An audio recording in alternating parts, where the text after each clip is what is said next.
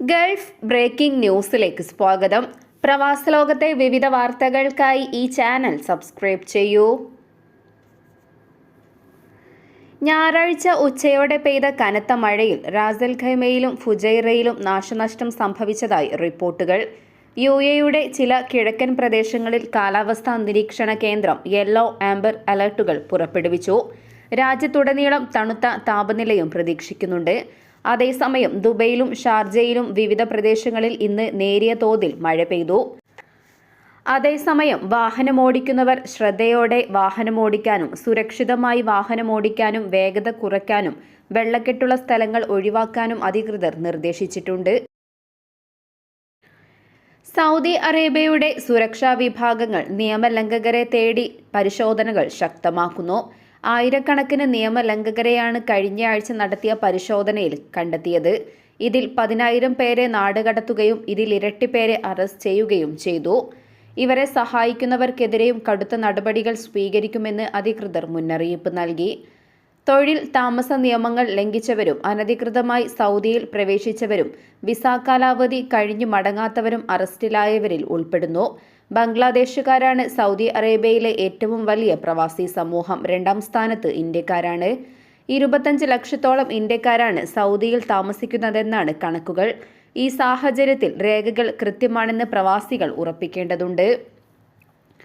അതേസമയം സൗദിയിൽ കഴിയുന്ന നിയമലംഘകരായ 10,000 പ്രവാസികളെയാണ് കഴിഞ്ഞ ഒരാഴ്ചക്കിടെ നാട് കടത്തിയതെന്ന് ആഭ്യന്തര മന്ത്രാലയത്തെ ഉദ്ധരിച്ച് ഗൾഫ് ന്യൂസ് റിപ്പോർട്ട് ചെയ്തു. വിവിധ സുരക്ഷാ വിഭാഗങ്ങൾ ഒരുമിച്ച് നടത്തിയ പരിശോധനകളിൽ 21,000-ലധികം നിയമലംഘകരെയും കണ്ടെത്തി. ഇതിൽ 14,000 പേർ കൃത്യമായ താമസ രേഖകൾ ഇല്ലാത്തവരാണ്. അതിർത്തി ലംഘിച്ചവർ 4,600 പേരും. കൂടാതെ തൊഴിൽ നിയമം ലംഘിച്ച 3,000 പേരും ഇതിൽ ഉൾപ്പെടുന്നു.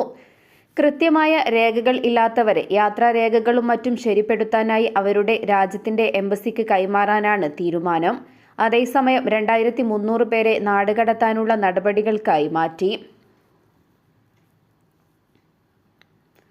കുവൈറ്റിൽ സ്വദേശികൾക്ക് സ്വകാര്യ മേഖലയിൽ ജോലി ചെയ്യാൻ താൽപ്പര്യം കുറയുന്നതായി കണക്കുകൾ. 2023 അപേക്ഷിച്ച് കഴിഞ്ഞ വർഷം സ്വകാര്യ മേഖലയിൽ ജോലി ചെയ്യുന്ന കുവൈറ്റ് സ്വദേശികളുടെ എണ്ണം കുറഞ്ഞു എന്ന് public authority four civil information വ്യക്തമാക്കുന്നു. ഗൾഫ് സഹകരണ കൗൺസിൽ രാജ്യങ്ങളിലെ താമസക്കാർക്ക് ഉംറ വിസ കൂടാതെ ട്രാൻസിറ്റ് വിസ, ടൂറിസ്റ്റ് വിസ എന്നിവയിലും ഉംറ നിർവഹിക്കാമെന്ന് ഹജ്ജ് ഉംറ മന്ത്രാലയം അറിയിച്ചു. GCC നിവാസികൾക്ക് ഉംറയുടെ അനുഷ്ഠാനങ്ങൾ എളുപ്പത്തിൽ നിർവഹിക്കുന്നതിനാണ് ഇത് ലക്ഷ്യമിടുന്നത്. മദീനയിലെ പ്രവാചക പള്ളിയിൽ അൽ-റൗള ഷെരീഫ് സന്ദർശിക്കുന്നതിനും നുസുക് ആപ്ലിക്കേഷൻ വഴി മുൻകൂട്ടി ബുക്ക് ചെയ്യണമെന്നും മന്ത്രാലയം വ്യക്തമാക്കി. ഇടനിലക്കാരെ ഒഴിവാക്കി UAEയിലെ ഉപഭോക്താക്കൾക്ക് നേരിട്ട് ഇൻഷുറൻസ് കമ്പനിയിൽ പണമടയ്ക്കാൻ സൗകര്യം. പുതിയ നിയന്ത്രണങ്ങൾ ഈ മാസം 15 മുതൽ പ്രാബല്യത്തിൽ വരും. സെൻട്രൽ ബാങ്ക് ഓഫ് UAEയുടെ നിയമപ്രകാരം പ്രീമിയം ശേഖരിക്കാൻ ബ്രോക്കർമാരെ നേരത്തെ അനുവദിച്ചിരുന്നു. എന്നാൽ പോളിസി ഉടമകൾക്ക് കൂടുതൽ സാമ്പത്തിക സുരക്ഷ ഉറപ്പുവരുത്തുന്നതിന്റെ ഭാഗമായാണ് നേരിട്ട് പണം അടയ്ക്കാൻ സൗകര്യം ഏർപ്പെടുത്തിയത്. ഇതുമൂലം കാലതാമസവും സാമ്പത്തിക തിരിമറിയും ഒഴിവാക്കാനും പോളിസി ഉടൻ പ്രാബല്യത്തിൽ വരുത്താനും സാധിക്കും. ക്ലെയിമുകളും പ്രീമിയവും റീഫണ്ടുകളും കമ്പനിയിൽ നിന്നും നേരിട്ട് ഉപഭോക്താവിന് ലഭിക്കും. ഓരോ ഇൻഷുറൻസ് കമ്പനികളുടെയും വെബ്സൈറ്റ് മുഖേന ഇതിന് സംവിധാനം ഏർപ്പെടുത്തിയിട്ടുണ്ട്. പുതിയ തീരുമാനത്തിലൂടെ പണമൊഴുക്കിന് വേഗം കൂടുന്നതോടെ കമ്പനിയുടെ പ്രവർത്തനവും മെച്ചപ്പെടും. ലൈസൻസുള്ള പ്രൊഫഷണലുകൾ മാത്രമേ ഇൻഷുറൻസ് സേവനത്തിൽ ഏർപ്പെടാവൂ എന്നാണ് മറ്റൊരു നിബന്ധന. ഇതിലൂടെ ഇൻഷുറൻസ് പോളിസി വിതരണം സുതാര്യമാണെന്ന് ഉറപ്പാക്കാം. പുതിയ ചട്ടപ്രകാരം വ്യക്തിഗത ഡാറ്റ UAEയിൽ സൂക്ഷിക്കുകയും പരിപാലിക്കുകയും വേണം. സുരക്ഷിതമായ ബാക്കപ്പ് കുറഞ്ഞത് 10 വർഷത്തേക്ക് പ്രത്യേക സ്ഥലത്ത് സൂക്ഷിക്കണമെന്ന നിബന്ധനയുമുണ്ട്. പുതിയ നടപടി സമയബന്ധിതമായും ആത്മാർത്ഥമായും ജോലി ചെയ്യാൻ ഇൻഷുറൻസ് ബ്രോക്കർമാരെ പ്രേരിപ്പിക്കും. പണമിടപാട് നേരിട്ട് നടത്തുന്നതോടെ മറ്റ് ജോലികളിൽ കൂടുതൽ ശ്രദ്ധിക്കാനും ബ്രോക്കർക്ക് കഴിയും. ഇതര സ്ഥാപനങ്ങളുമായി സാമ്പത്തിക ക്രമീകരണങ്ങളിൽ ഏർപ്പെടുന്നതിൽ നിന്നും ബിസിനസ്സുകൾ റഫർ ചെയ്ത് കമ്മീഷൻ സ്വീകരിക്കുന്നതിൽ നിന്നും ബ്രോക്കർമാരെ വിലക്കിയിട്ടുണ്ട്. പൊതുമാപ്പ് പദ്ധതി ഡിസംബർ 31 അവസാനിച്ചതിന് ശേഷം നടത്തിയ പരിശോധനയിൽ 6,000 വിസ ലംഘകരെ അറസ്റ്റ് ചെയ്തു. അധികൃതർ രാജ്യത്താകമാനം 270 പരിശോധനാ ക്യാമ്പയിനുകൾ നടത്തിയതായി ഒരു ഉന്നത ഉദ്യോഗസ്ഥൻ തിങ്കളാഴ്ച അറിയിച്ചു. പരിശോധനാ ക്യാമ്പയിനുകൾ തുടരുന്നതിനാൽ ഇത്തരം നിയമലംഘനങ്ങളെ നിസ്സാരമായി കാണരുതെന്നും പൊതുജനങ്ങളെ ഉപദേശിക്കുന്നതായും അധികൃതർ വ്യക്തമാക്കി. അതേസമയം UAEയുടെ വിസ പൊതുമാപ്പ് പദ്ധതി കഴിഞ്ഞ വർഷം ഡിസംബർ 31 ഔദ്യോഗികമായി അവസാനിച്ചിരുന്നു. ഇതിനെ തുടർന്ന് ICP, പോലീസ് വകുപ്പുകളുമായും മാനവ വിഭവശേഷി എമിറേറ്റൈസേഷൻ മന്ത്രാലയവുമായും സഹകരിച്ച് ഈ വർഷം ജനുവരി 1 മുതൽ പരിശോധനാ ക്യാമ്പയിനുകളും ആരംഭിച്ചു.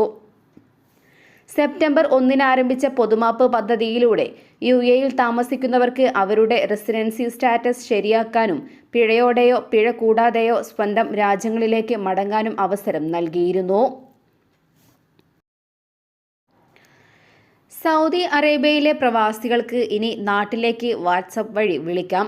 വർഷങ്ങൾ നീണ്ട നിയന്ത്രണങ്ങൾക്ക് ശേഷം വാട്സപ്പിൽ വോയിസ്, വീഡിയോ കോളിംഗ് സൗകര്യങ്ങൾ ആക്ടിവേറ്റ് ചെയ്യപ്പെട്ടതായി സൗദിയിലെ നിരവധി വാട്സാപ്പ് ഉപയോക്താക്കൾ അറിയിച്ചു.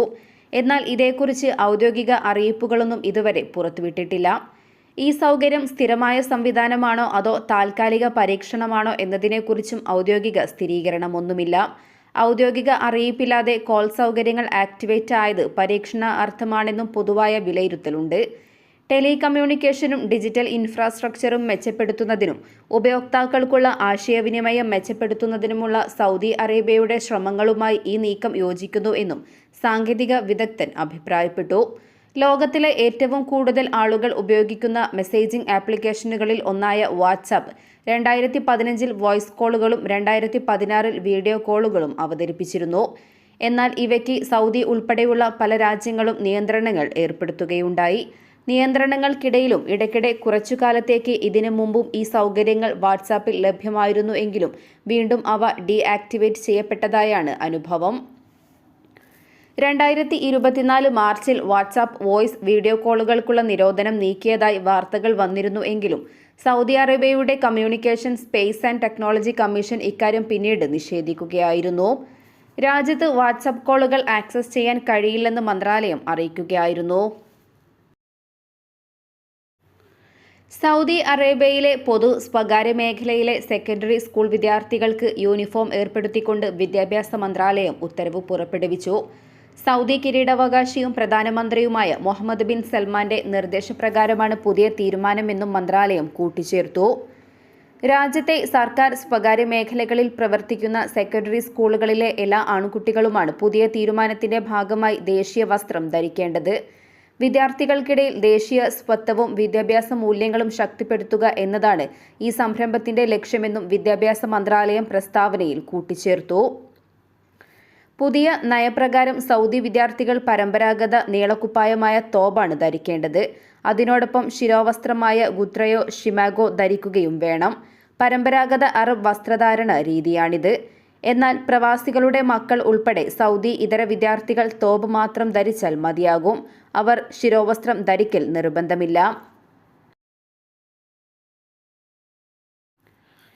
ഇതോടെ ഇന്നത്തെ വാർത്തകൾ അവസാനിക്കുന്നു. പുതിയ വാർത്തകളുമായി വീണ്ടും കാണുന്നതുവരെ നന്ദി, നമസ്കാരം.